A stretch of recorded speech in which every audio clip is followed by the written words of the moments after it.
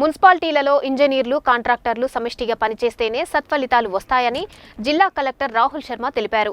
అధికారులు క్షేత్రస్థాయిలో పర్యటించి పనులు వేగంగా జరిగేలా చర్యలు తీసుకోవాలన్నారు.